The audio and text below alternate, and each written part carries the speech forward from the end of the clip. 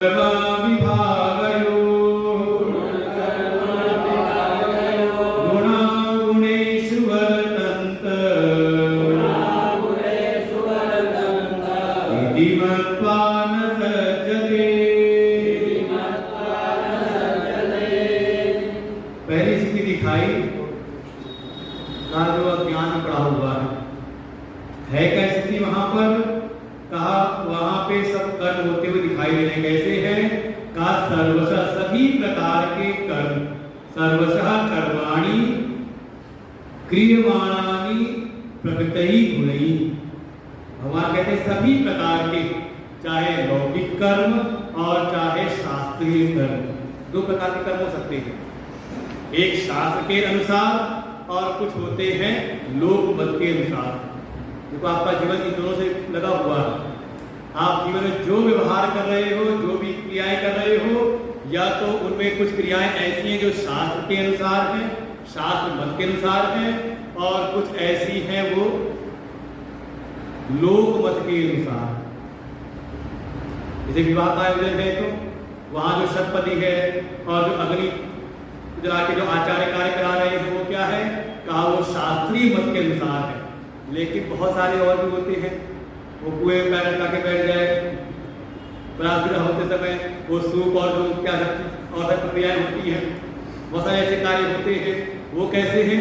कहा वो लौकिक मर्यादाओं के अनुसार, लौकिक मत के अनुसार। कोई बड़े बुजुर्ग जैसी हमारे कुल की परंपराएं हैं तो शास्त्रीय परंपराएं तो समान रूप से रहेंगी हर जगह पर, लेकिन जो लौकिक मत है वो कहा वो देश काल के अनुसार बदलती रहती है। विवाह अगर हो रहा है उत्तर भारत में तो अलग तरह से आपको लौकिक दिखाई देंगे वो, लेकिन दक्षिण में हो तो अलग आपको क्रम दिखाई दे जाएगा। यहाँ तक कि एक प्रदेश में ही अगर उत्तर प्रदेश में देखें तो पूर्वी उत्तर प्रदेश में और पश्चिमी उत्तर प्रदेश में बहुत अंतर आपको दिख जाएगा। तो दो प्रकार के हम जो भी कर्म करते हैं, चाहे वो शास्त्रीय कर्म हो जो यज्ञ इत्यादि आप कर रहे हो, अपने दैनिक कार्य आप पूजा उपासना आदि कर्म कर रहे हो, या फिर लौकिक कार्य आपके सामाजिक व्यवहार के जो कार्य हैं, वो सभी सर्वशः कर्माणि, सभी प्रकार के जो कर्म हैं वो कैसे हो रहे हैं? तो कहा किसके द्वारा हो रहे हैं? कहा प्रकृति गुणैः क्रियमाणानि, जो प्रकृति के गुण हैं। पहले भी आया था तीसरे श्लोक में, चौथे श्लोक में आया था कि अवश्य करके प्रकृति के उत्पन्न गुण इस अज्ञानी मनुष्य को बलात् कर्मों में लगा देते हैं। वही बात कह रहे हैं, जो भी क्रियाएं हो रही हैं वो किसके द्वारा हो रही है? प्रकृति के गुणों के द्वारा। अच्छा, हाथ ने कोई कार्य किया तो किसने किया? ये हाथ किससे बना हुआ है? शरीर की संरचना हाथ के जो इंद्रिय है, कहा ये शरीर और शरीर के जो भी इंद्रियाएं हैं, इंद्रिय, प्राण, शरीर, ये सब के सब बने हुए हैं प्रकृति के गुण से। पांच महाभूत सबसे पहले प्रकृति के तीन गुणों से ही पांचों महाभूत। तो पांचों महाभूत में तीनों गुण समाहित हैं। तो पांचों महाभूत के सत्व गुण से आपकी ज्ञान की इंद्रिय, अंतःकरण ये बना। फिर उन्हीं पांचों महाभूत के जो रजोगुण थे उससे आपकी कर्म की इंद्रियां और पांच प्राण। इस सृष्टि क्रम में सब आता है, आप भागवत पूरा पढ़ेंगे तो पूरा वर्णन है विस्तार से और वेदांत के ग्रंथों में। और जो बचा रह गया तमोगुण का अंश पांचों महाभूत के, तो उनका किया गया आपस में मिश्रीकरण, उसका एक नाम है पंचीकरण की प्रक्रिया। उसके द्वारा इनको आपस में मिलाया गया और मिला करके का ये स्थूल पंचमहाभूत के रूप में प्रकट होते हैं। इसके पहले जो पंचमहाभूत वो सूक्ष्म थे, जो दिखते नहीं थे, वो अनुभव में नहीं आते थे, इसलिए उनका एक नाम देते हैं पंच तन्मात्राएं। लेकिन जब उनका पंचीकरण हो गया तो स्थूल पंचमहाभूत जो पृथ्वी का स्पर्श करते हैं, जो हम जल का अनुभव करते हैं, जो हम अग्नि का तेज का अनुभव करते हैं, जो हम वायु का स्पर्श करते हैं, जो आकाश की चर्चा हम करते हैं, ये सब कैसे हैं? कहा ये सब स्थूल पंचमहाभूत हैं। इनसे ही बना हमारा स्थूल ये शरीर, सभी जितने भी स्थूल पिंड हैं ये स्थूल पंचमहाभूतों से मिलकर के बना है। और ऐसे ही जगत के जो भी पिंड हैं, जो भी विषय हैं, वो सब भी प्रकृति के गुणों से ही बने। एक रचई जन गुण बस जाके, प्रभु प्रेरित नहीं निज बल ताके। गोस्वामी जी बात कहते हैं कि जो प्रकृति है, जो माया है, वो कैसी कहा, 3 गुण वाली, वही सारे जगत की रचना करती है। प्रकृति के 3 गुणों से ही सत्व, रज और तम, इनसे ही सारे जगत के सारे पदार्थ बनते हैं। ये अपनी इंद्रिय, अपने प्राण, अपनी मन बुद्धि, अपना ये शरीर, ये प्रकृति के गुण से, और ये जहाँ वर्तन कर रहे हैं जो विषय में, जगत विषय रूपी जगत में, ये भी बने हुए हैं प्रकृति के गुणों से ही। तो सारी क्रियाएं किसमें हो रही हैं? अगर हाथ ने एक वस्तु उठाई तो कौन कर रहा है? प्रकृति के गुण का क्रिया कर रहे हैं ना। वाणी ने बोला तो शब्द का उच्चारण किया, तो जो वाणी है वो बनी है प्रकृति के गुण से, वो गुण वर्तन कर रही है विषयों में। लेकिन जो इन प्रकृति के गुणों के कार्य करण, इन सब चीजों को नहीं समझता, इन कार्य करण संघातों को नहीं समझता, प्रकृति के सारे कार्यों को, प्रकृति से उत्पन्न सारी चीजों को जो ठीक से नहीं जानता, वो इन प्रकृति के गुणों से उत्पन्न ये जो कार्य करण संघात है, इंद्रिय, प्राण, मन, बुद्धि, ये शरीर जो है, इसमें कर लेता है तादात्म्य, और फिर इनकी क्रियाओं में अपना एक अहम भाव कर लेता है। भगवान कहते हैं अहंकार, जो इस अहंकार से युक्त हो गया। कौन है? कहा विमूढ़, जो इस अहंकार के द्वारा बिल्कुल मोहित सा हो रहा है। विमूढ़ की परिभाषा बताई पहले किया है शब्द, कर्मेंद्रियाणि संयम्य या आस्ते मनसा स्मरन् इंद्रियार्थान विमूढ़ आत्मा मिथ्याचार उच्यते। कौन है? का विमूढ़। विमूढ़ माने विशेष प्रकार से विमूढ़, विशेष प्रकार से इसकी बुद्धि मोहित हो चुकी हो, अर्थात ना तो अपने भीतर बुद्धि ज्ञान है, और ना ही किसी और के बताए हुए उसका ध्यान जाता है, ना तो दूसरों से सीखे और ना ही अपने अनुभव से सीख ले, उसी को कहा विमूढ़। तो यहाँ कहा जो अहंकार के कारण बिल्कुल मोहित सा हो रहा है, इसमें कहा प्रकृति के गुणों से बने इस देह आदि संघात में, ये सब संघात ही है, कई पुर्जों से मिलकर बना हुआ है ये सब का, इसमें जो बिल्कुल मोहित हो जाता है, मोहित सा रहता है।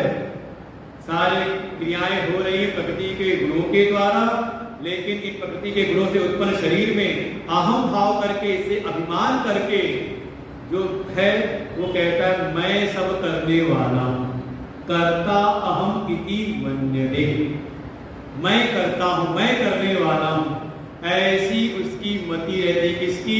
कहा जो अज्ञान में पड़ा हुआ है, जो अज्ञान के कारण इस देह आदि संघात में ही जो तादात्म्य करके, अहम भाव करके, इससे मोहित होकर के, अहंकार में पड़ करके अपने को कर्ता मानता है। अब देखो संसार में है कि नहीं, मैं करने वाला हूं, मैंने किया, मैं कर दूंगा, आता है कि नहीं मन में? किसमें आगे किस श्रेणी में?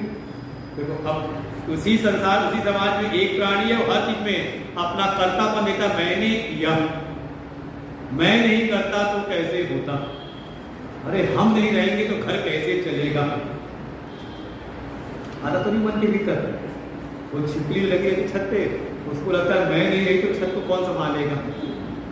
संतों ने सुनाया कि कभी जंगल के राजा शेर ने एक भंडारा दिया, भोज कोई उत्सव किया, सबको बुलाया, जितने भी जीव जंतु रहते सब आ जाना, सबको निमंत्रण मिला, सब वहां पर आए, जल के जीव, हवा में उड़ने वाले, जमीन चलने वाले, सभी आए, रेंगने वाले, चलने वाले, उड़ने वाले, सबको निमंत्रण दिया, सब आए वहां पर। लेकिन राजा ने देखा सब तो आए हैं, ये छिपकली रानी नहीं आई। बता दो क्या बात हो गई?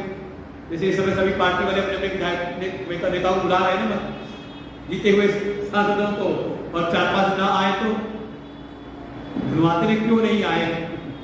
5 नेता नहीं आए, 5 विधायक नहीं आए, 5 सांसद नहीं आए, क्यों नहीं आए? धुलवाते हैं ना। तो राजा ने भी भेजा, पता करो जाकर के क्यों नहीं आई छिपकली रानी, पूरा परिवार नहीं आया उसका, कहाँ रह गई? तो जा करके देखा तो एक छत पर वो उल्टी लगी हुई थी, जब पूछा भाई भंडारा का निमंत्रण आया था, भोज का निमंत्रण मिला था, क्यों नहीं गई आई तुम, गई क्यों नहीं वहां पर? तो छिपकली ने कहा देख नहीं रहे पूरी छत मैंने संभाल रखी है, मैं चली जाती हूँ, छत को कौन संभालता है? लगता तो नहीं कि हम नहीं करेंगे तो कैसे होगा, हम ही करने वाले हैं, हम ही ने सारी जिम्मेदारियां ले रखी हैं और तो हमारे अतिरिक्त कोई है नहीं। इसे भ्रम में मत पड़ना। ये प्रकृति सारे गड्ढों को भर देती, खाली जगहों को भर देती है। कहीं अगर भूमि में गड्ढा हो जाए तो धीरे धीरे प्रकृति उसको भर देती है। एक जाता है उसके 10 खड़े हैं पहले से ही, 10 क्या तो सैकड़ों खड़े हैं जगह लेने के लिए। किसी को लगता है हम नहीं रहेंगे तो कैसे होगा, और पीछे वाले सोचते कब ये जाए तो हम सत्ता संभालें, है कि नहीं? और कई बार तो जबरदस्ती रहते रहते सत्ता संभाल लेते, किनारे करे जाओ तो किनारे बैठो, इतिहास का पड़ा हुआ है। तो गौर है कहा जो अहंकार पड़ा हुआ है कि मैं ही करने वाला हूं, ये है अज्ञानी की स्थिति। वो भी इसी संसार में विषय जगत में कर्म कर रहा है, लेकिन हर कर्म को करते हुए उसके भीतर ये अहम भावना है मैं करने वाला हूं। हर क्रिया का कर्ता बन जाता है, तो कर्ता बना हुआ है तो कहा उसको फिर उन कर्मों के फल का भोक्ता भी बनना पड़ता है। अवश्यमेव भोक्तव्यम कृतम कर्म शुभाशुभम। तो ऐसे कर्ता को जो कर्तापने से युक्त है, अहंकार से युक्त है, तो उसको फिर अपने जीवन में किए हुए जो भी शुभ अशुभ कर्म हैं उनके शुभ अशुभ फलों को भोगना पड़ता है। शुभ कर्म है, पुण्य कर्म है तो उसको स्वर्ग की प्राप्ति, सुख की प्राप्ति, और उससे अशुभ कर्म हुए हैं तो उसके फिर अशुभ फल पाप के कारण उसको फिर नरक की यातना सब उसको भोगनी पड़ती है, और वो इसी कर्म बंधन में बंधा रहता है। लेकिन दूसरा भी है जो उसी समाज में, उसी संसार में बीच में रहते हुए कर्म करता है। कौन है वो? वो अहंकार से मूड नहीं है। कौन है? तत्ववित्त। तत्ववित्त महाबाहो, हे महाबाहो, इसी समाज में, इसी संसार में दूसरे हैं जो तत्ववित्त हैं, तत्ववेत्ता है, तत्व को जानने वाले हैं। किसके तत्व को? का गुण कर्म विभाग है, गुण के तत्वों को और कर्म के विभाग को अच्छी प्रकार से जानने वाले। गुण विभाग कैसा है? कहा ये जितना भी कार्य समूह बना हुआ है सब गुणों से बना हुआ है। ये अपना देह, अपना स्थूल शरीर, अपना जो सूक्ष्म शरीर है, अपनी इंद्रियां, प्राण, अंतःकरण, ये सब किससे बना हुआ है? कहा प्रकृति के गुणों से बना हुआ है। और ये जो वर्तन कर रहे हैं, जो कर्म का विभाग, जो ये क्रियाएं कर रहे हैं, जो ये शरीर, इंद्रिय, प्राण, मन आदि की जो चेष्टाएं हैं, का इसे कहा कर्म का विभाग। तो अच्छी प्रकार से जाने जो वर्तन कर रहे हैं किसमें कर रहे हैं? कहा जो विषय जगत है वो भी प्रकृति के गुणों से ही उत्पन्न है। तो प्रकृति के गुणों से बना ये कार्यकरण संघात, शरीर, मन, बुद्धि, इंद्रियां आदि का ये जो वर्तन करते हैं किसमें कर रही है? कहा प्रकृति से उत्पन्न गुणों से, विषयों में ही का ये वर्तन कर रही है। तो इनके तत्व को जानते हुए सारा व्यवहार कर रहे हैं, क्रिया प्रवृत्ति के मार्ग में है, सब कुछ करते हुए भी उनकी ये भावना हमेशा दृढ़ रहती है कि गुणा गुणेषु वर्तन्ते, कि प्रकृति के गुण गुण में वर्तन कर रही है। सारी बात, ये शरीर जो बना हुआ है प्रकृति गुणों से बना हुआ है, और ये जो भी चेष्टाएं कर रहा है, क्रियाएं कर रहा है विषय जगत में, विषय व्यापार कर रहा है, वो सारे विषय भी किससे बने हैं? का प्रकृति के गुणों से। तो गुण ही गुण में वर्तन कर रहे हैं। इति मत्वा, ऐसा मान करके, ऐसा अच्छी प्रकार से जान करके, न सज्जते, वो कहीं पर भी आसक्त नहीं होते, उन क्रियाओं को अपनी क्रिया नहीं मानते। देखो एक सामान्य व्यवहार क्या है? उसको लगता है सब मैं कर रहा हूं, मैं नहीं करता तो कैसे होता। तो आ गया वो 27वें नंबर श्लोक के अंतर्गत अहंकार मूढ़ात्मा का तहमित मन्यते। लेकिन इसी जगत में एक ऐसा भी है, वो भी कार्य कर रहा है, लेकिन जब लोगों ने प्रशंसा की तो कहता है मैं कहाँ कौन करने वाला है, तो परमात्मा की कृपा सब हो गया। एक भक्त समाज में थोड़ा हो, या माता पिता की कृपा से, बड़ों के आशीर्वाद से हो गया, हम कौन है करने वाले। लेकिन ये केवल वाणी का सच ना हो कि हाँ बाहर तो कहा कि सब परमात्मा की कृपा से, बड़ों के आशीर्वाद से हुआ, गुरु की कृपा से हुआ, और भीतर बैठा के रहते कि नहीं सब तकिया तो मैंने ही है। नहीं होता ऐसा। वो एक बार हम बैठे थे गुरु जी के साथ में, कई कार्यक्रम के पहले सब बैठे हुए थे, भगत लोग भी आ रहे थे। उसी में एक भगत सुबह के समय आए थे गुरु जी से आशीर्वाद लेने। गुरु जी आज एक मुकदमा है हमारा, बड़ा पुराना मुकदमा है, प्रॉपर्टी का, हमारी जमीन जायदाद का मुकदमा है। आशीर्वाद तो आज फाइनल हियरिंग है उसकी, आज हमारे पक्ष में हो जाए। मुझे कहा ठीक है भगवान के पास सब हो जाएगा ठीक ठाक। वो गए और जब शाम को आए तो मिठाई का डिब्बा लेकर के आए। गुरु जी एक मिठाई, क्या किस बात की खुशी में? कहा उसमें आशीर्वाद लेके गया था ना, आपके आशीर्वाद से मैं मुकदमा जीत गया, आप कृपा रही। गुरु जी ने कहा भगवान की कृपा, हनुमान जी की कृपा, सब सारे कृपा। मिठाई खाई गई, 2-4 और खाए, तब तक कोई और भगत लोग आए, एक आध भगत आए, उनको जो मिठाई खिलाई उन्होंने पूछ लिया उनके पुराने मित्र से, पूछा किस खुशी में मिठाई है। उसने बताया कि हमारा मुकदमा था ना, जमीन का, प्रॉपर्टी का मुकदमा था ना, आज जीत गया। पूछा कैसे हुआ? वो तो बहुत मुश्किल चल रहा था समय से, बड़ी मुश्किलें उसमें, अड़चने थी। कहा बस पूछो मत, क्या क्या पापड़ मैंने नहीं पेले। उस जज को सेट किया, वकील को सेट किया, वो दूसरे पक्ष के वकील को सेट किया, दुनिया भर की मैंने माता पक्षी इतना प्रयास किया, तब जा करके अभी मेरे पक्ष में उसको पैसे खिलाए, इसको पैसे खिलाए, ऐसे ऐसे सब किया। वो गुरु जी बैठे थे, उन्होंने कहा अच्छा अभी तो तू कह रहा था कि गुरु जी आपके आशीर्वाद से हो गया है कि नहीं। एक सामान्य स्थिति सब संसारी है, उसको हर कार्य में अपना कर्तव्य दिखाई देता है कि मैंने किया, और वहीं पर कोई है भगवान का भक्त, कहते हैं भगवान की कृपा से, मया कृतेन, मैंने नहीं किया बल्कि मेरे द्वारा परमात्मा ने करा दिया। मैं तो केवल एक निमित्त मात्र था, ये शरीर एक निमित्त मात्र करने कराने वाले तो परमात्मा। भगवान आगे कहेंगे 10वें अध्याय में भी अर्जुन को भी, निमित्त मात्रम भव सव्यसाचिन, हे सव्यसाची निमित्त मात्र बन जाओ। तो कहते हैं जाटर में कहते हैं कर्तरी प्रयोग से कर्मणी प्रयोग में आ जाओ। अंग्रेजी ग्रामर में कहते हैं एक्टिव वॉइस से पैसिव वॉइस में आ जाओ। एक भाव है कि मैं करने वाला हूं, और दूसरा भाव ये आ जाए मेरे द्वारा, मैं केवल निमित्त मात्र था, करने कराने वाले तो कोई और थे। बैठ जाओ।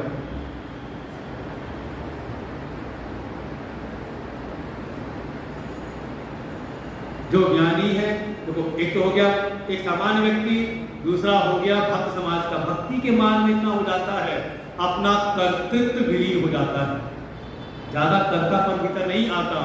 और वहीं कोई भक्ति के मार्ग से, भगवान की कृपा से जब तत्वों को जान जाता है, गुण कर्म के भाग को जब जान जाता है अच्छी प्रकार से, तो स्पष्ट उसकी दृष्टि रहती है, अपने आप रूप में स्थित रहते हुए कहा मैं कुछ नहीं करने वाला हूं, मैं तो अक्रिय, वो निष्क्रिय आत्मस्वरूप हूं जिसमें कोई क्रिया नहीं होती। ये तो सब प्रकृति के गुण ही गुण में वर्तन कर रहे हैं, इसलिए कहीं पर उसकी आसक्ति नहीं होती।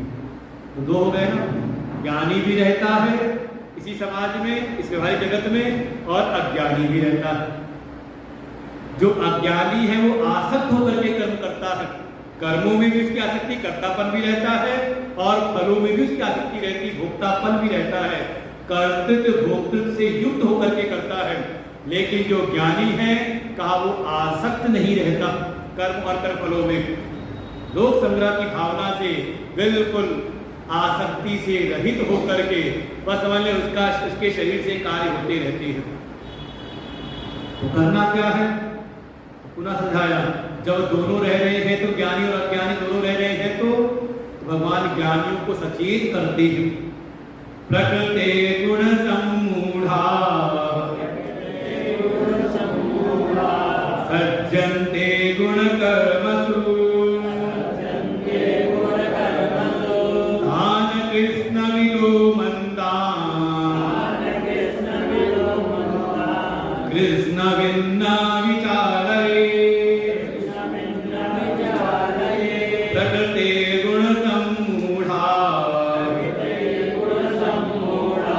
सज्जन्ते गुणकर्मसु तान् कृष्णविदो मन्दान् कृष्णविन्ना विचारयेत्।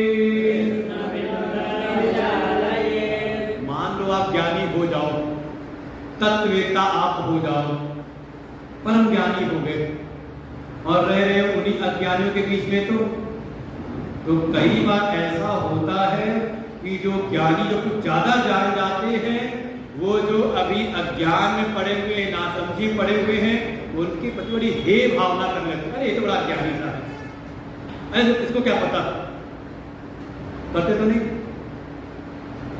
भगवान सावधान कर रहे हैं, अगर कोई ज्ञानी है तो अज्ञानियों के प्रति ऐसी भावना ना करे। प्रगटे गुण समूढ़ा, जो अभी प्रकृति के गुणों में ही सम्मोहित हो रहे हैं।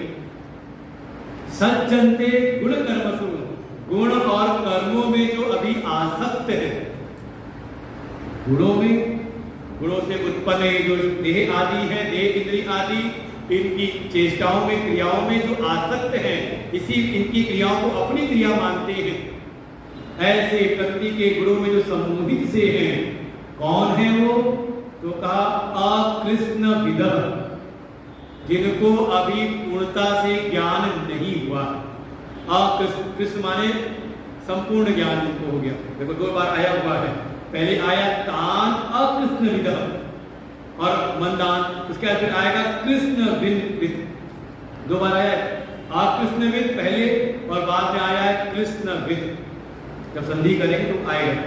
अब जो अगली पंक्ति उसमें कई शब्द हैं, तान अलग कर लो, न में हलंत, फिर आएगा अकृष्ण विदः, मंदान न को अलग कर लो, हलंत न, और फिर आएगा कृष्ण विद। दोनों है ना, तो एक को अलग कर लो, कृष्ण विद न विचारयेत्।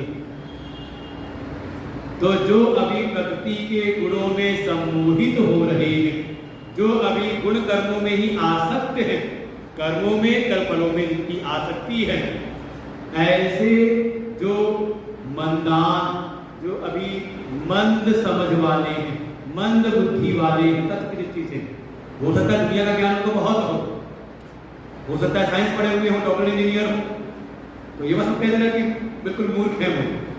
दुनिया का ज्ञान है, लेकिन अभी शायद तत्व का ज्ञान उनको नहीं, प्रकृति के गुणों के विषय में अभी शायद वो मंद है, अकृष्णविद है, अभी उनको ठीक प्रकार से, संपूर्ण रूप से ठीक से वो नहीं जान रहे हैं।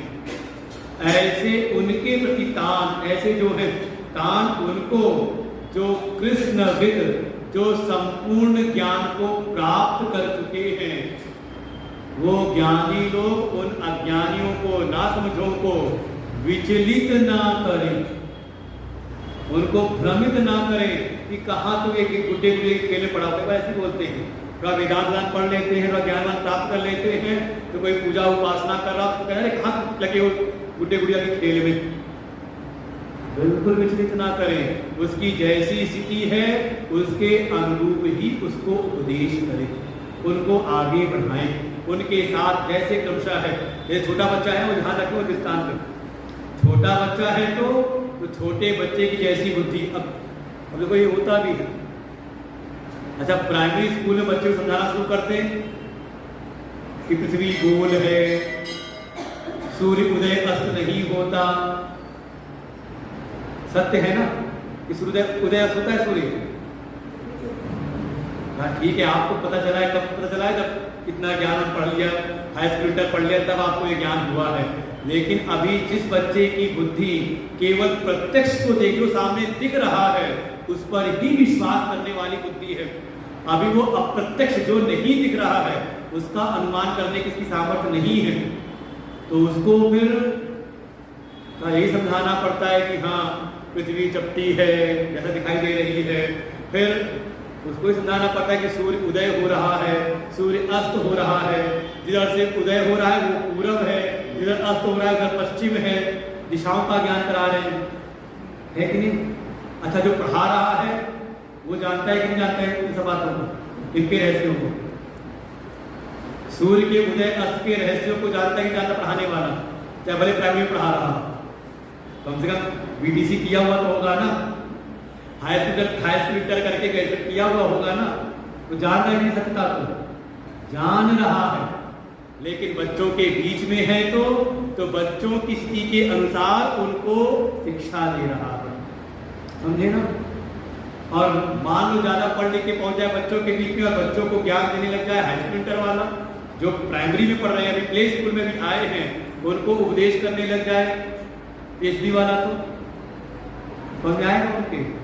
तो नहीं आएगा। तो यही भगवान समझा रहे हैं कि अगर आप ज्ञानी हो चुके हो, बिल्कुल सत्संग प्रवचन सुन करके, आपने स्वाध्याय चिंतन मनन करके आपने सारे रहस्यों को जान लिया, किसके का गुण और गुण के कर्मों के रहस्यों को आपने अच्छे से जान लिया, तो उमा कहूँ मैं अनुभव अपना सब हरिवदन जगत सब सपना, कि ये सारा जगत स्वप्नवत है, ना कुछ उत्पन्न हुआ है ना कुछ नष्ट होने वाला है, ऐसा आपने तत्व ज्ञान प्राप्त कर लिया और गए दुनिया वालों के बीच में और उनको समझाने लगे। रिक्शे में बैठे, हे रिक्शे वाले चल बैठो, को मैं तुम्हें बताता हूँ, ज्ञान देता हूँ अभी। तो कहेगा बाबू जी अपना ज्ञान अपने पास रखो, ये क्या लगता कि भागम पी करके आए हुए हो, ये क्या दुनिया बहुत बात कर रहे हो। बिल्कुल उनको विचलित ना करें, उनको जिस स्थिति में है क्रमशः, देखो वो अध्यापक भी पढ़ा लिखा है, समझदार है, योग्य है, ये जो टीचर बना हुआ है, लेकिन बच्चों के साथ घुल मिल करके खेल खेल करके धीरे धीरे उनकी बुद्धि को परिमार्जित करते हुए, उनकी बुद्धि का विकास करते हुए, शायद वही अध्यापक चला जाए, मिल जाए उसको 8वीं क्लास में, तो 10वीं क्लास में मिले तो शायद उसको यथार्थ सिद्धांत उनको समझाएगा। अब पहले नहीं, भगवान भी कह रहे हैं इसलिए ऐसा ना करें। आप ज्ञानी हो जाओ तो अपनी ज्ञान निष्ठा में स्वयं रहते हुए समाज के बीच में समाज को रास्ता दिखाने के लिए उनके समान ही अपने कर्मों का वर्तन करते रहिए। लोक संग्रह के लिए विषय बहुत महत्वपूर्ण है। लोक संग्रह का या तो अगर आपको ज़्यादा ज्ञान हो गया है तो ज़्यादा ज्ञान में निष्ठा है, चले जाओ हिमालय, चले जाओ कहीं एकांत निर्जन स्थान में, तो जैसा मर्जी हो वैसा जीवन जियो। लेकिन अगर समाज के बीच में रह रहे हैं तो चाहे अज्ञान भी हो, चाहे अज्ञान तो कर ही रहा है, अगर ज्ञानी भी हो गए तो समाज में सामाजिक मर्यादाओं का पालन करते रहे, जिससे समाज के अन्य लोगों को भी प्रेरणा प्राप्त हो। भीतर से है अंतर, बाहर से नहीं। बाहर से दोनों प्रवृत्ति कर रहे हैं। जैसे कल मैं दृष्टांत देखा गाड़ी का, एक गाड़ी है खड़ी है लेकिन इंजन स्टार्ट है उसका, चल रहा, और एक गाड़ी हो सकता है ढलान पर चल रही है लेकिन इंजन बंद है। अंतर है। एक बाहर से रुकी हुई दिखाई दे रही है या चल भी रही है लेकिन इंजन चल रहा है तो उसमें प्रवृत्ति है, वो भी आसक्त चल रहा है, वो समझ लो अज्ञानी की स्थिति। और जो ढलान पे आकर के ढलान के कारण अपने पूर्व कर्मों के संस्कारों के अनुसार जो चल रही है, गति में चल रही है, लेकिन इंजन बंद है तो भीतर से शांत है, तो वो हो गई ज्ञानियों की स्थिति। समझा गई बात। अज्ञानी बाहर भीतर हर जगह से, बाहर जैसा भी हो भीतर से आसक्त है, लेकिन जो ज्ञानी है का भीतर से उसकी कोई आसक्ति नहीं, ना तो कर्मों के प्रति और ना कर्म फलों के प्रति, ना कर्तृत्व है ना उसमें कोई भोक्तृत्व है। ना समझते दृष्टांत और भी है, दृष्टांत देते जैसे नारियल, देखा हो कभी पानी वाला नारियल, पूजा में लाते हैं, कई बार बजा के देखते हैं, कलश में स्थापित करते हैं पानी वाला नारियल का। जो अभी कच्चा नारियल है, पानी वाला नारियल, उसकी जो गिरी है का वो अपने खोल से चिपकी रहती है। अगर ऊपर प्रहार करो कि खोल को तोड़ो तो भीतर की जो गिरी होती वो भी साथ में टूट जाती। क्यों? क्योंकि वो चिपकी हुई है। लेकिन वही नारियल सूख जाए तो नारियल की जो गिरी होती, गोला होता है, वो अपने खोल को छोड़ के भीतर हो जाता है, और उसको आप पटक के तोड़ो तो का खोल टूटती, लेकिन वो जो गिरी का गोला है वो उससे अलग हो जाता है। तो जो कच्चा नारियल है वो है अज्ञानी की स्थिति। बाहर दोनों कैसे है, अंतर है भीतर से। और जो ज्ञानी है कहा वो सूखे हुए नारियल के जैसी, उसकी आसक्ति बिल्कुल भीतर हर चुकी साधने कर चुकी है, ऐसी स्थिति है। अब पुनः उपसंहार करते हैं, वो भूल मत जाना पुराने सिद्धांतों को। भगवान को लगता है कि शायद ये दुनिया की बातें बताने लगे तो मूल बात को कहीं ये भूल ना जाए। भगवान पुनः कर्म योग के सिद्धांत को अब पुनः यहाँ पर स्थापित करते हैं। देखो, जो प्रतिज्ञा की थी, प्रतिज्ञा व्याग रखा था, कर्म का सिद्धांत रखा था, उसका हेतु बताया था कि बिना कर्म किए निष्कर्म की प्राप्ति नहीं हो सकती। उसका हेतु दिया था कि बिना कर्म किए कोई रह नहीं सकता, प्रकृति के गुण परवश को करा देंगे। पहले सिद्धांत रखा था कि यज्ञ की भावना के साथ कर्म करो, यज्ञार्थार्थ भाव के साथ कर्म करो, ईश्वरार्थ भाव से कर्म करो। उसका हेतु दिया था क्योंकि सारी सृष्टि की रचना यज्ञ की भावना के साथ हुई है। ये हमारा नैसर्गिक, हमारा स्वाभाविक गुण है, त्याग की भावना। इसलिए हम त्याग करते हैं तो सुख का अनुभव होता है, भोग में सुख नहीं है। उसका हेतु दिया था, फिर उसका दृष्टांत दिया था, जनक आदि राजाओं ने किया है। मेरे को स्वयं तुम देख लो, भगवान अपना दृष्टांत देते हैं। अब जैसे निगमन कर रहे हैं, बिल्कुल अंतिम निष्कर्ष सबका समाहित कर लिया। जो आपको प्रारंभ में 6ठे, 7वें, 8वें, 9वें, 7वें, 8वें, 9वें श्लोक में जो बात कही थी कर्म के सिद्धांत, फिर उसी बात को कहा था 19वें में, तस्मात् सततम कार्यम कर्म करोति। यह 19वें श्लोक में उन सबका उपसंहार करके समाहित करके भगवान 30वें श्लोक को बोलते हैं। कर्मयोग का सिद्धांत बिल्कुल अंतिम निष्कर्ष, इसका कोई सिद्धांत नहीं आएगा कर्मयोग का। बिल्कुल यहाँ पर मयि सर्वाणि कर्माणि सन्न्यस्याध्यात्म चेतसा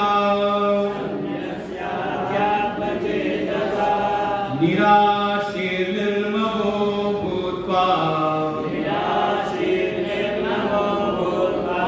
युद्धस्व विगतज्वरः मयि सर्वाणि कर्माणि सन्न्यस्याध्यात्म चेतसा निराशीर्निर्ममो भूत्वा युद्धस्व विगतज्वरः। भगवान कहते हैं यहाँ पूरा कर्मयोग के सिद्धांत का निचोड़ है। क्या है कर्मयोग? भगवान कह रहे हैं मयि सर्वाणि कर्माणि सन्न्यस्य, अपने समस्त कर्मों को मुझ में ही संन्यस्त कर दो।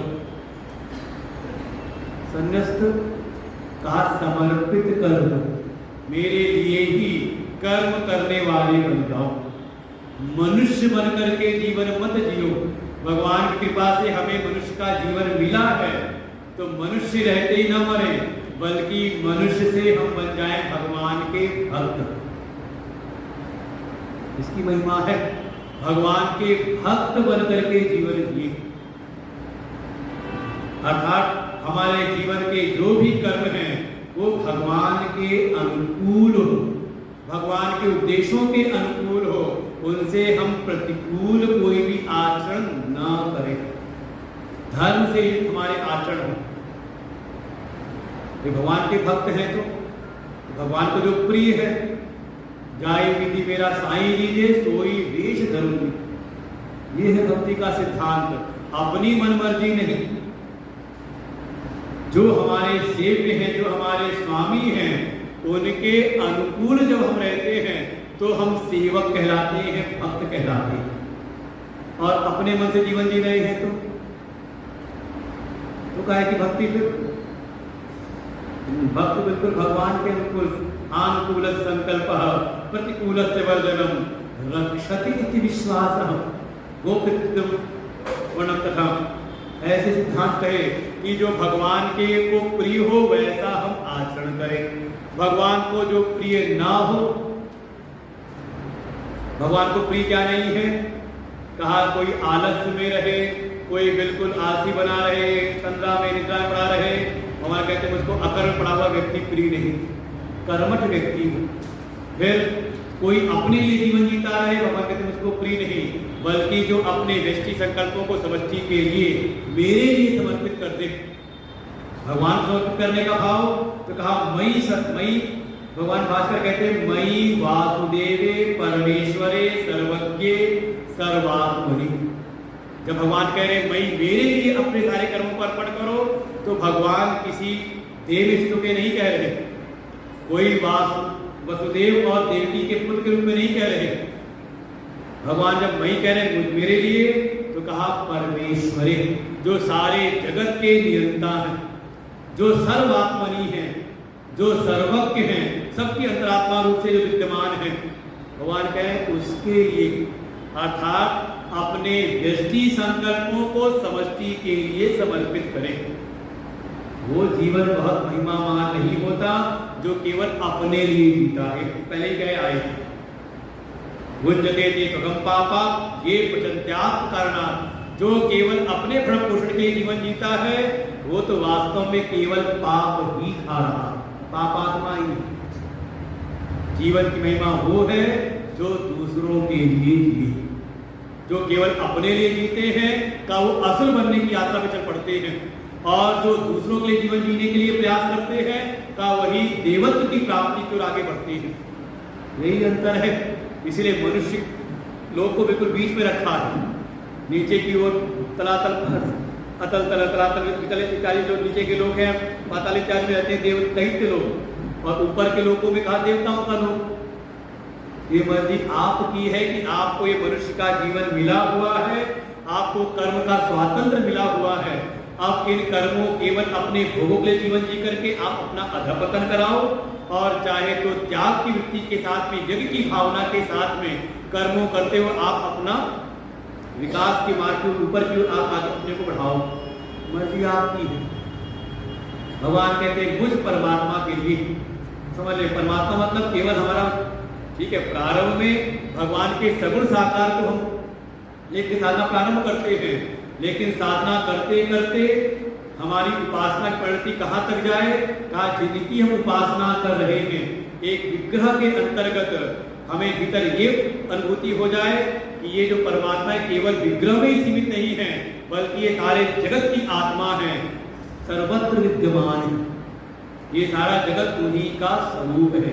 ईशावास्यम इदम सर्वम यत् किंचित् जगत्याम जगत, जगत में अगर कोई किंचित मात्र कोई जगह है तो ईश्वर से व्याप्त है। इसीलिए भगवान भास्कर कहते हैं वासुदेवे, वासुदेवे मतलब वसंति सर्वाणि भूतानि। भगवान एक नाम है वासुदेव, वसुदेव के पुत्र वासुदेव, अर्थात जो सभी भूतों के भीतर रमण करें, निवास करें, उनको हम कहते हैं वासुदेव। ऐसे भगवान कह रहे हैं मुझ सर्व आत्मा। अरे भागवत जी में यही से प्रारंभ होता है।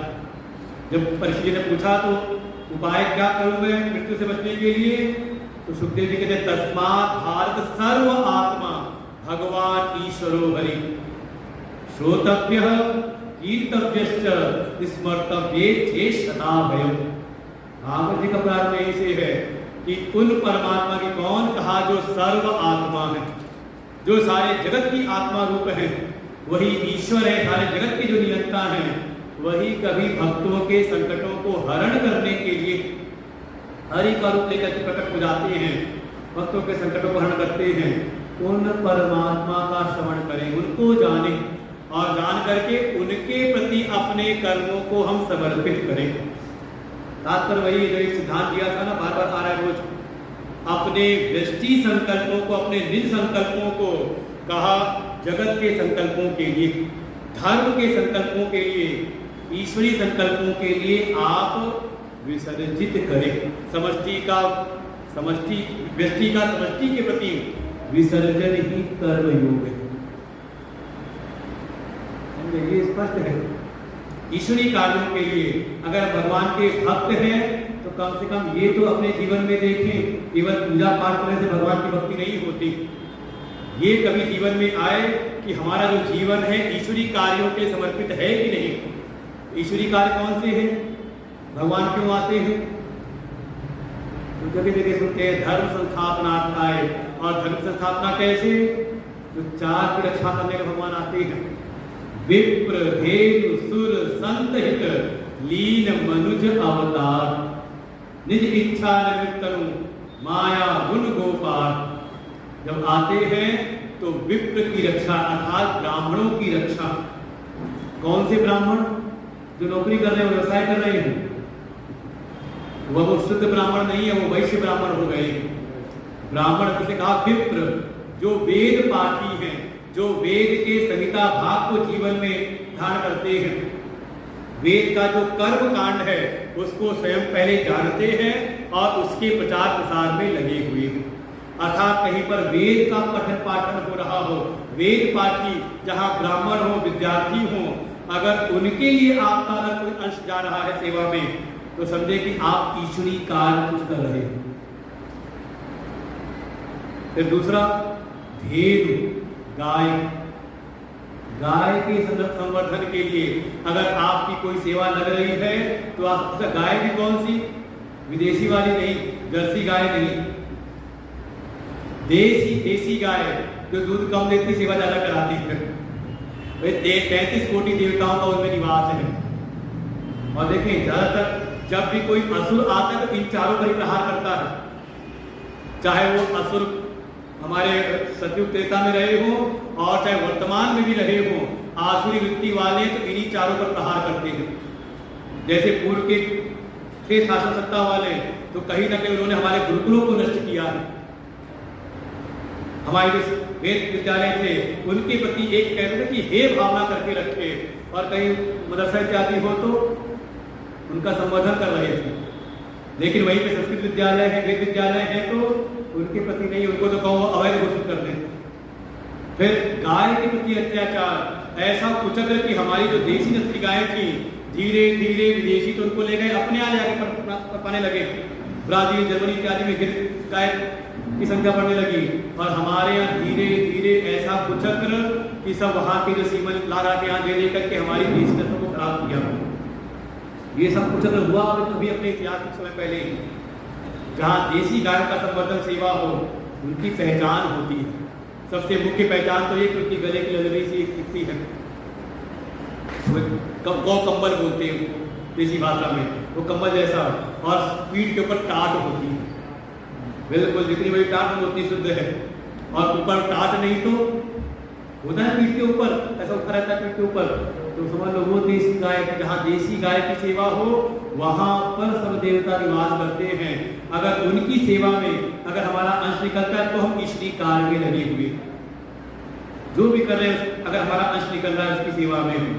फिर देवताओं की रक्षा, देवताओं की रक्षा अर्थात ये दैवी शक्तियां, जो भी प्राकृतिक शक्तियां हैं, इनके संवर्धन में। अगर भगवान लीला भी करते हैं आकर के वशीला, तो प्रकृति का भी संवर्धन करते हैं। मृत भक्षण करके मिट्टी का संवर्धन किया है। कम से कम हमारी पृथ्वी का तो शुद्ध होनी चाहिए, इसको प्रदूषित ना करें। काली नाग को निकाला यमुना जी से, तो जल का संरक्षण किया है, संवर्धन किया है। और दिल्ली वाले तो अनुभव होगा दिल्ली की यमुना कैसी है, तो लोग काली नाग ही आके बसा हुआ है यमुना जी में। कोई आए निकाले इसको। कहीं अगर कोई आया हुआ कुलम्बासुर जो वायु रूप में आता है, उसका पद किया है वायु की शुद्धि, जो प्रदूषित करने में दिल्ली वाले सबसे आगे है कि भाई अपने दोषों को हम उसका जाने ना, कम से कम कमियों को अपने। और भगवान क्या चाहते हैं, कैसा जीवन हो हमारा।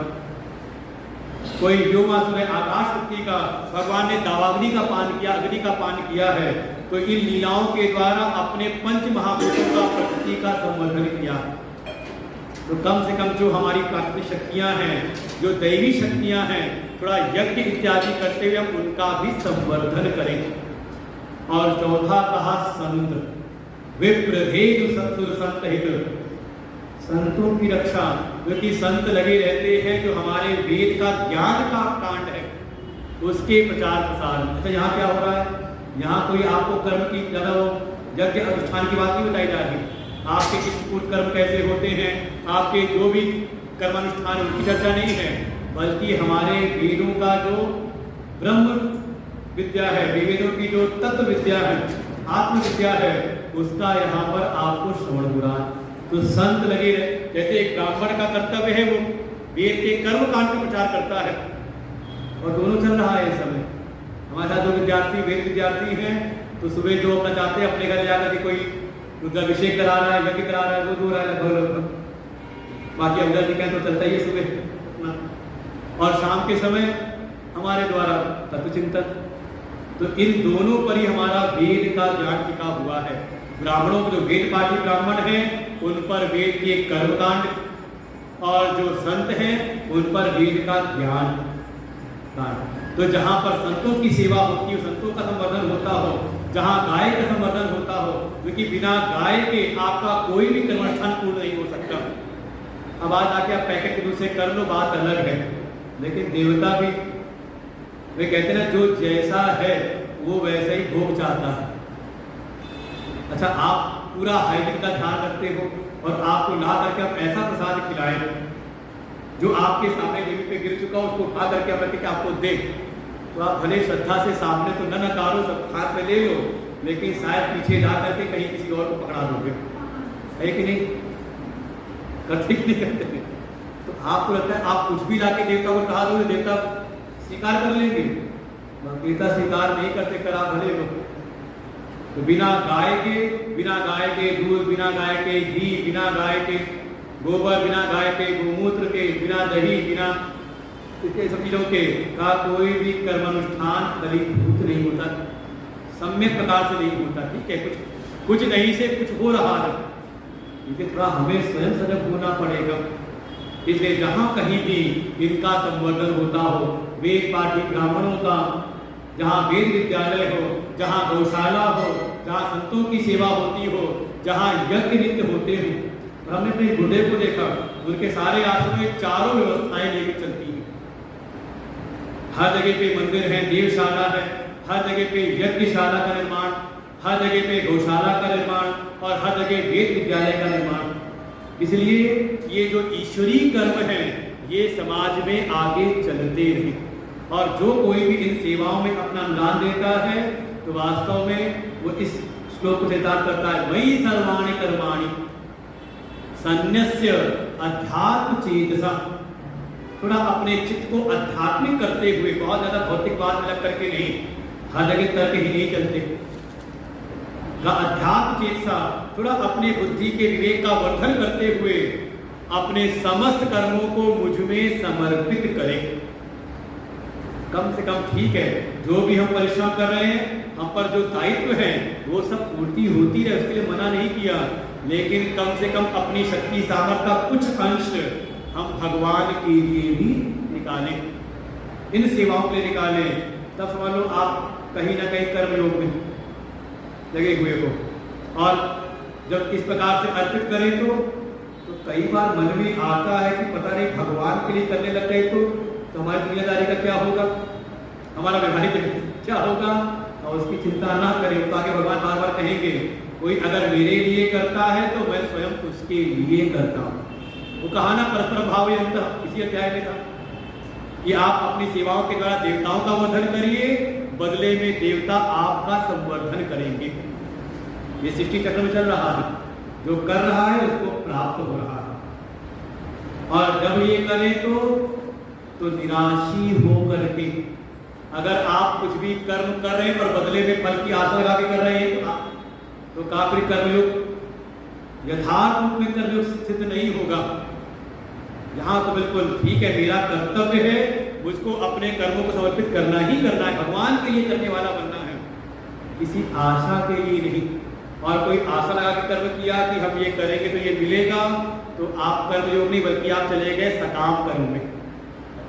निराशी निर्ममो, फिर वही आगे ममता को हटा करके आसक्ति से रहित होकर के, और विगत जुरह, ये भय से बच करके, ये जो मन में शोक चिंता बनी रहती है, इससे हट करके, क्योंकि हमारे कर्म योग में ये तीन ही बाधा आती है। अगर आपका चित्त बहुत ज्यादा भविष्य के प्रति आशंकित है तो आप उचित प्रकार से कर्मयोग में लग नहीं पाएंगे। आप बहुत ज्यादा ममता से घिरे हुए हैं तो भी आप, अगर बहुत ज्यादा देह में आ सकती है, अपने संसाधन में आ सकते तो भी आप कर्मयोग में इस प्रकार से नहीं लग पाएंगे। और अभी अभी संसार से बहुत आशा लगी पड़ी हुई है, तो भी आपका प्रवेश नहीं होगा। इसलिए भगवान कह रहे हैं इन दोषों को किनारे करते हुए, निराशी आशा से रहित होकर के, ममत्व से रहित होकर के, और चिंता भय विगत ज्वर, ये भय की आशंका से रहित होकर के, होकर भूतवा होकर के युद्धस्व, हे अर्जुन तुम युद्ध के लिए तत्पर हो जाओ। इसका मतलब ये मत निकालना है कि भगवान आपको युद्ध करने के झगड़ने के कह रहे हैं। उठे गीता के पाठ के बाद फिर लड़ना शुरू कर दिया। यहाँ जिसको उपदेश कर रहे हैं वो एक योद्धा है जो धर्म की रक्षा के लिए तत्पर है। ऐसे ही ये जो हमारा एक जो व्यवहारिक जीवन है, समझ लें ये भी एक संग्राम है, एक युद्ध है। कैसा युद्ध? जैसे युद्ध में दो पक्ष होते हैं, द्वंद्व होता है, ऐसे ही हमारे व्यवहारिक जगत में भी, कर्तव्य के क्षेत्र में भी सदैव द्वंद्व बने रहते हैं। दो के जोड़े आते हैं, सुख दुख, लाभ हानि, जय पराजय, सफलता असफलता का तीन द्वंद्वों से बिल्कुल अपने को अलग करके तुम अपने जो भी कर्तव्य है, कर्तव्य क्षेत्र है, उसमें डट करके खड़े हो जाओ। समझे? जो हमारा कर्म है देखो उसका एक प्रयोजन होता है, एक समर्पण होता है। जैसे कोई क्रिया कर रहा है किस लिए? का धन कमाना है, और धन कमा रहा है किस लिए? का उसका समर्पण करता है अपने ममत्व के दायरे में, अपने परिवार पर। कोई भोजन पका रहा है तो उसका कोई क्रिया है तो क्रिया हो गई भोजन पकाना, किसके लिए? का समर्पण है वो परिवार के लिए, ममत्व के लिए। थोड़ा सा बदलाव हो जाए, प्रयोजन हो जाए अपने कर्तव्य का पालन, और समर्पण हो जाए भगवान के लिए कि ठीक है जो हमारे कर्तव्य है, दायित्व है, उनकी पूर्ति के लिए मैं प्रयत्न परिश्रम कर रहा हूँ, इसलिए ये दायित्व पूर्ति हो और मैं फिर भगवान की सेवा में लगूं, तो मैं ईश्वरीय कार्य में मेरा जीवन लगे। कम से कम अगर भोजन ही बना रहे हैं, खाना तो हमें ही है, लेकिन भाव ये आ जाए भगवान के लिए, भगवान को भोग लगाने के लिए। परिश्रम करके हम धनार्जन कर रहे हैं, वस्तुओं का अर्जन कर रहे हैं, लेकिन भाव ये हो कि भगवान की सेवा के लिए कुछ भी है पहले भगवान को अर्पण करें, फिर उससे अपने जीवन का निर्वहन करें। तो इसमें हो जाता है सब चीजें आपके लिए प्रसाद रूप हो जाती है। प्रसादे सर्व दुखानां, जब आप संसार के समस्त भोगों के प्रति पहले उनको भगवान को अर्पण करके जब उससे बचे हुए को ग्रहण करते हो, तो वो हर एक पदार्थ आपके लिए प्रसाद हो जाता है। और प्रसाद तो आपके अंतःकरण को शुद्ध करता है, आपके जीवन के समस्त दुखों का निवारण करता है। यही है, यहाँ तक हो गया पूरा सिद्धांत। अब इसकी कोई फलश्रुति है, जो मानता है उसका क्या होता है, जो नहीं मानता है वो क्या होता है, पढ़ लेते हैं।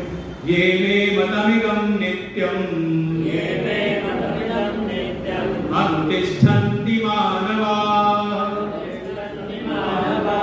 श्रद्धावन्तो न सूयन्तो, मुच्यन्ते तेऽपि कर्मभिः, ये ते तदभ्यसूयन्तो, नानुतिष्ठन्ति मे मतम्,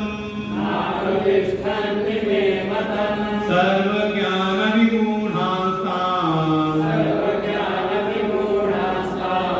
विद्धि नष्टान् चेतसः। ये मानवा आखिर में ये पहले ये माने जो मानवा मतलब सभी मनुष्यों में, ये सभी मनुष्यों में जो मनुष्य मेरे मत को कौन से इदम मतम, कौन से मत को कहा, ये जो मैं जिस मत को मैंने बताया है, मयि सर्वाणि कर्माणि सन्न्यस्यात् चेतसः, अभी निष्कर्ष में बताया है, इस मत को अनुतिष्ठन्ति, जो इसको अपने जीवन में धारण करता है, ध्यान करता है। कब संडे नहीं, मंदिर जाएंगे संडे जाएंगे, सवेरे जाएंगे शाम, वो कहा था ना मनुष्य से हम भक्त बने, और वो भक्त कैसा हो, देश काल से सीमित ना हो, वो भक्त हर समय हर जगह भक्त हो। तो कहा नित्यम अनुतिष्ठन्ति, हर समय इसी जीवन में जो जीता हो। और कैसे? मजबूरी में नहीं, भगवान को किसी को मजबूर नहीं बनाते। जितना स्वातंत्र हमारे सनातन धर्म में है, किसी अन्य पंथ मजहब में नहीं। बाल डंडे के जोर पे ऐसा करो तो ठीक, नहीं करोगे तो दंड के अधिकारी हो। डंडे के जोर पे इसलिए कहते थे मार मार के मुल्ला बनाना। हमारे यहाँ नहीं, बिल्कुल खुली छूट है। आप अपनी बुद्धि से विचार करो और फिर समझ में आए तो श्रद्धा से। और फिर हमारे ऋषि कहेंगे सर्वे भवन्तु सुखिनः, जो इस बात को माने वो भी सुखी हो और जो न माने वो भी सुखी, अर्थात बुद्धि की ठीक ठाक हो जाए। भगवान कहते हैं श्रद्धावान होकर के, श्रद्धा से जोड़ के, इस पर दृढ़ विश्वास करते हुए, इसमें कोई दोष ना निकालते हुए, अनसूयंत, अनसूया बुद्धि रखते हुए, जो बताया इसमें कोई दो दृष्टि ना करते हुए, जो अगर अपने कर्मों का वर्तन करता है, देखो कर्मों को छोड़ना नहीं, बल्कि कर्मों को करने के पीछे जो दृष्टिकोण है उसको बदलना है। इस भावना के साथ में, कर्मयोग की भावना के साथ प्रबल श्रद्धा से युक्त होकर इसमें कोई दो दृष्टि ना करते हुए जो कोई नित्य इसका अनुष्ठान करता है, भगवान कहते हैं मुच्यन्ते ते अपि कर्म भी, वो भी अपने कर्म बंधनों से मुक्त हो जाता है। अर्थात अंतःकरण की शुद्धि करते हुए ज्ञान निष्ठा की वो प्राप्ति करके का वो मोक्ष की प्राप्ति इसी जीवन में कर देता है। हमारे कोई मरने के बाद की मुक्ति की बात नहीं है, जीवन मुक्ति की बात है। जीवन में जीते जीते ही आप मुक्ति का अनुभव करें, परमात्मा का अनुभव कर लें।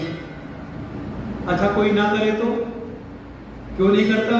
भगवान अगले श्लोक कहते हैं ये तू और कोई जो ऐसा है जो इस मेरे बताए हुए मार्ग में असूयंत, इसमें असूया बुद्धि करता है। अर्थात हमारे असूया की आई नहीं, उनका नाम आ रहा है, मुकेश जी बैठे हुए थे। एक है असूया और उसका उल्टा है अनसूया। असूया कहते हैं हर जगह में दो दृष्टि करना।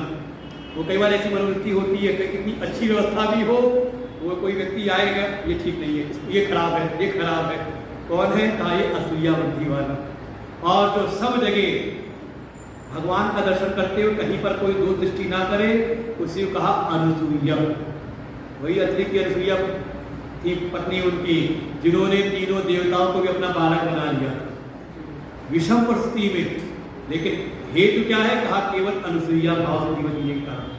जो कोई इस मेरे बताए मत में असूया बुद्धि करता है, दो दृष्टि करते हुए, ना अनुतिष्ठन्ति, इसका अनुष्ठान नहीं करता है, इसका मतलब मेरे बताए हुए मत का, तो क्या होता है? का सर्व ज्ञान विमूढ़ान तान विद्धि, उनको तुम ऐसा ही जानो कि वो सारे ज्ञान में समझ लो बिल्कुल मूढ़ है, मोहित से हो रही है। चाहे दुनिया का भले उनको सारा ज्ञान हो, लेकिन वो है मूढ़ ही, अभी उनको वास्तविक ज्ञान का भी पता नहीं है। और परिणाम स्वरूप उनको तुम नष्ट ही जानो। ऐसे जो चित्त वाले हैं, जो सर्व ज्ञान, जो मुख्य, जो विशेष ज्ञान है, उसमें जो मोहित से है, उनको तुम नष्ट ही जानो।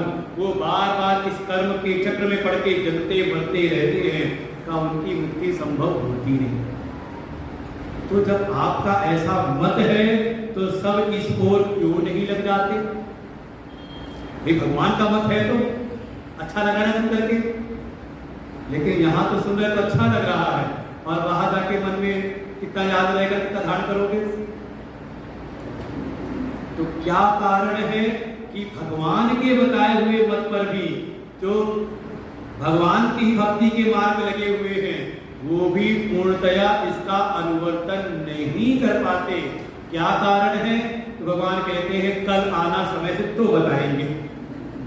इसमें क्या कारण है कि ज्ञानवान भी जो भगवान की भक्ति के मार्ग में लगे हुए हैं, वे भी इसको सुन करके उनको अच्छा भी लगता है कि हाँ ऐसा जीवन जीना है, लेकिन फिर भी ठीक प्रकार से नहीं चल पाते।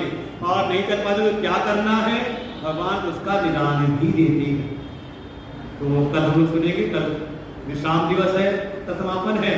तो पूरी गीता का जो इस तीसरे अध्याय का, वैसे डेली हम एक सारांश नहीं ले रहे हैं, कई सारे ऐसे चेहरे दिखते हैं कि वो 3 दिन नहीं थे, आज आ गए, कोई 2 दिन देगा तो 1 दिन गायब हो गया।